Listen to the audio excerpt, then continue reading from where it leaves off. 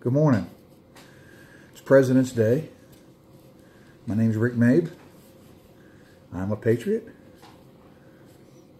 And I'd like to read a story to you this morning. So, listen up. I think you'll like this one. The Pilgrims landed at Plymouth in 1620. They were not the first people who had come from Europe to the shores of America. Explorers had come. Men had come looking for gold and other things that would make them rich. But the Pilgrims were the first who came to settle down and make permanent homes in the wilderness. They were thousands of miles from the king and the government of England. They decided to make their own laws, and they agreed to obey them. The Pilgrim men signed a paper that is now called the Mayflower Compact. The paper said that each man had the right to vote, and that they could make their own laws and choose their own leaders. Men govern themselves? This was a new and surprising idea, and it worked well for the Pilgrims. Other colonies were set up along the eastern coast of America. 113 years after the Pilgrims landed, there were 13 colonies. They were all English colonies under the king, but they were separate and had little to do with each other. Many of the colonies borrowed ideas of self-government from the Pilgrims. Some of them had royal governors, but even these were far from the king. Life for the colonies was hard in this strange land.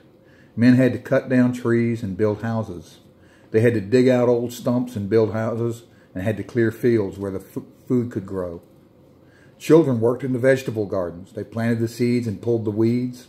They brought in wood for their fireplaces. Men had spinning wheels for their wives. The women spun yarn out of flax and cotton. Then they knit or wove the yarn to make cloth for clothes. The men went hunting for deer, wild turkeys, and rabbits for food. Their muskets were important to them. Sometimes unfriendly Indians attacked the colonists.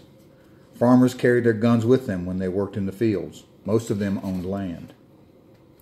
For 134 years after the Pilgrims landed, the king paid no attention to his American colonies. The colonists had stood on their own feet. They had produced what they needed. They had protected themselves from dangers. They had become rugged, independent people. Some, braver than others, had crossed the mountains to trade for fur with the Indians. Boston, New York, Philadelphia, and Williamsburg were bustling colonial cities. The people were able to buy things from England and other parts of the world. The harbors were crowded with sailing ships. They brought spices, silk, and other treasured things from far across the world. It was about this time that England went to war with France for control of the world. This war spread from India to the heartland of America. The French had built towns and forts along the St. Lawrence River in Canada and along the Great Lakes in the Mississippi. England wanted the rich fur trade. She did not want her colonies penned in along the Atlantic coast. Fighting went on for almost 10 years. There were many Indian uprisings, and the colonists suffered in many ways. The French were finally defeated. All of Canada, the Great Lakes region, and the upper Mississippi Valley belonged to the English. At last, the king thought of his colonies along the coast. He needed money to pay his soldiers and to pay his debts brought on by his long war with France. King George III of England put a tax on everything the colonists bought. He put a tax on sugar and molasses and other things the colonists needed in their businesses. He forbade them to buy manufactured goods from any country other than England. The independent colonists were angry. They smuggled goods in from other countries. The king sent warships to cruise along the coast, but there were not enough sailing ships in all England to watch every harbor in America. Smuggled goods kept coming in. The king sent soldiers into the colonists' homes to search for smuggled goods. The soldiers had slips of paper called writs of assistance. They showed these slips and then forced their way into the homes. This made the people angry. A young man in Boston, James Otis, went to court and pleaded for the colonists. "A man's home is his castle," he said, "and whilst he is quiet, he is as well guarded as a prince. These writs would destroy what is a basic English liberty. The privacy of the colonists' lives was being destroyed. But the searches continued. Some English leaders said to the colonial leaders, "Why don't you just pay the taxes and obey the laws passed by the Parliament?" Parliament was the king's lawmaking body. "We are Englishmen too," said the colonists, "but we have no one to speak for us in the king's parliament. This is taxation without representation. We won't pay these taxes without representation." Things went from bad to worse over several years. Many things made the colonists mad. They refused to buy tax stamps to put on all their newspapers and other papers. They resented the British soldiers. They did not like having England keep them from manufacturing things for themselves. One day there was a skirmish with the British soldiers in Boston, and 5 men were killed. The British finally took the tax off of everything but tea, and there was an uneasy peace for about 3 years. Then the British government passed the Tea Act. The tea was not only taxed, but it was sold through agents of the British East India Company. This would put colonial merchants out of business. The British wanted to help the East India Company. They hoped lots of money would come to England. Ships loaded with tea arrived in America. Some of the colonies sent the ships back to England. Some put the tea in tea houses and left it there to rot. In Boston, the governor's family was making a profit off the tea. He refused to give the ships permission to leave the harbor. "We will throw the tea overboard," said some of the angry colonists. On a cold December night in 1773, a group of Boston men appeared on the wharves by the Grey Water. They were dressed like Indians. Their faces were painted. They were grim and angry. They climbed into small boats and rowed out to the anchored ships. They scrambled aboard. War whoops cut through the fog as they ran about the ships. The men picked up the wooden chests and smashed them open. They threw 342 chests of tea overboard. When they finished, the British ships were surrounded by chests bobbing in the water that was brown with tea. People called it the Boston Tea Party. When King George heard about it, he was furious. Those American colonists must be forced to live under and obey English law. Many red-coated British soldiers were sent to Boston.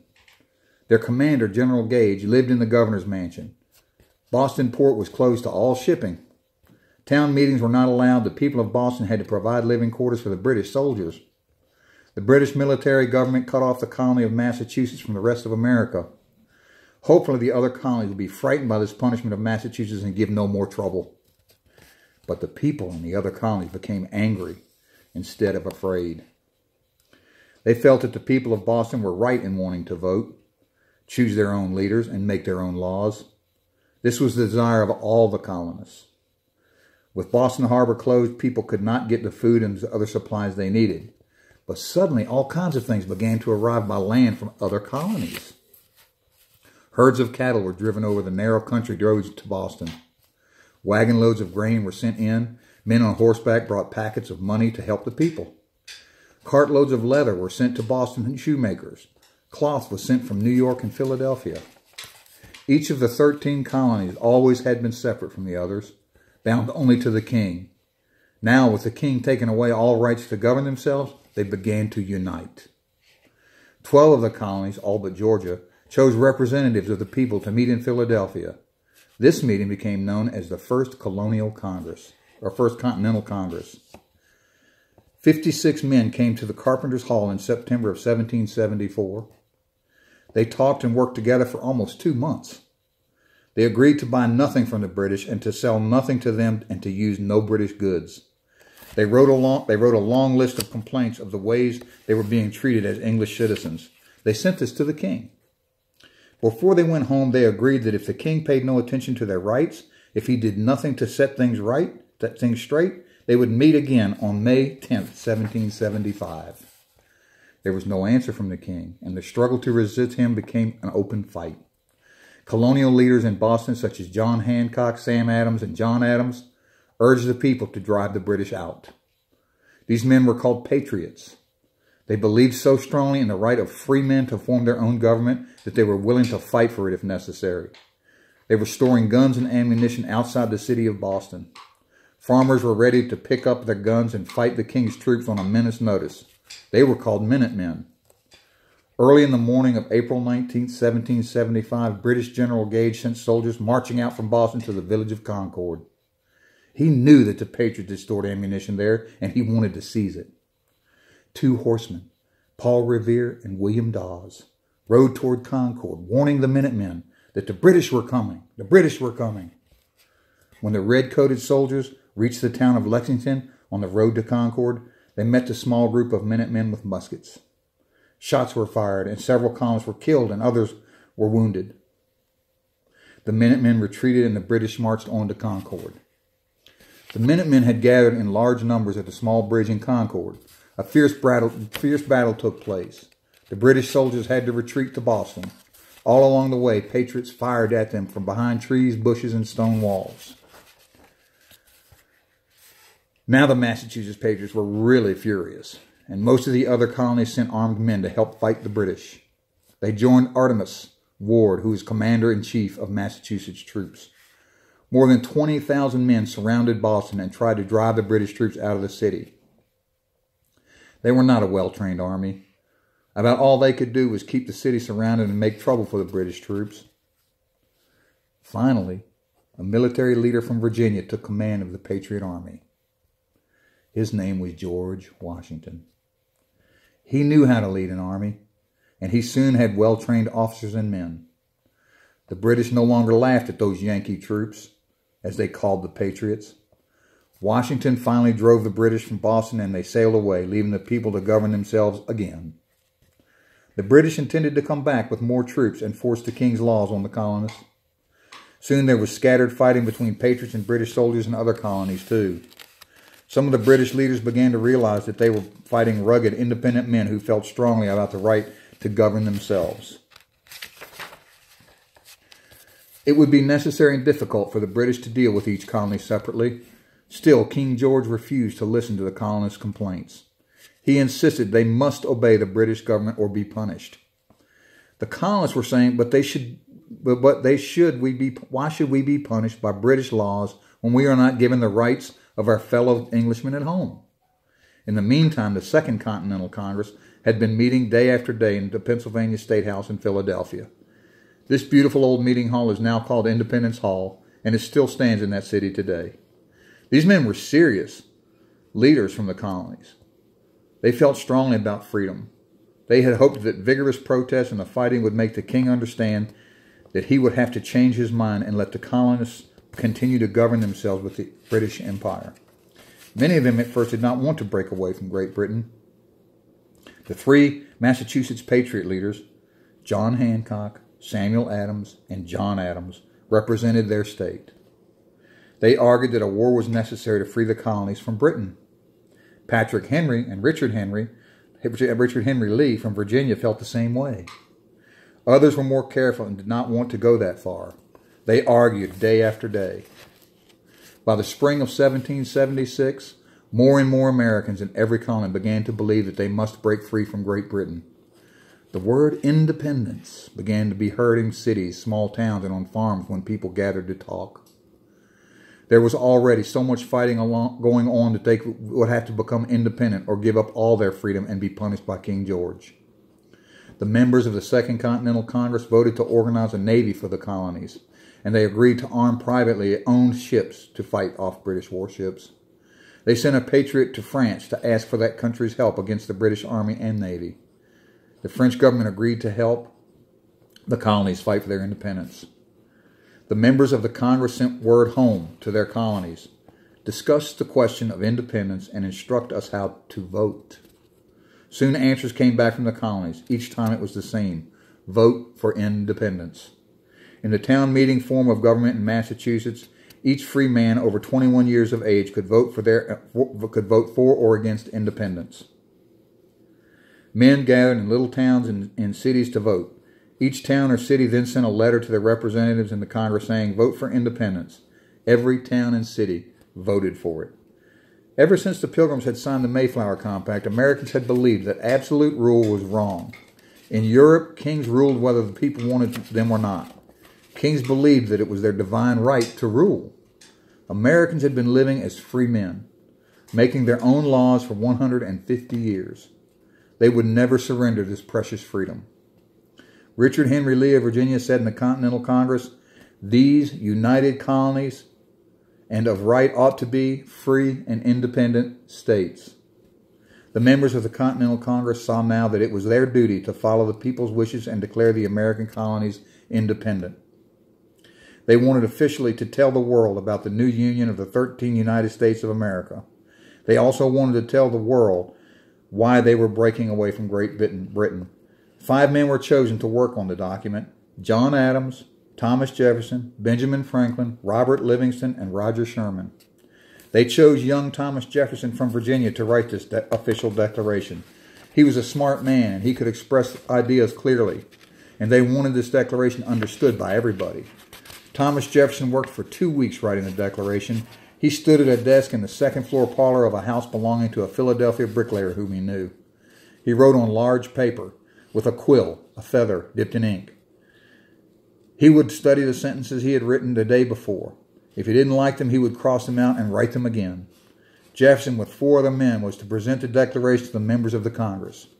When he had finished writing the declaration, he showed it to John Adams, Benjamin Franklin, and other members of the committee, and they made a few changes. The Declaration of Independence has 2 main parts. The first part explains the beliefs of Americans about democracy. It tells that men have certain rights that can't be taken away from them. The signers declared these 7 truths to be understood by everyone.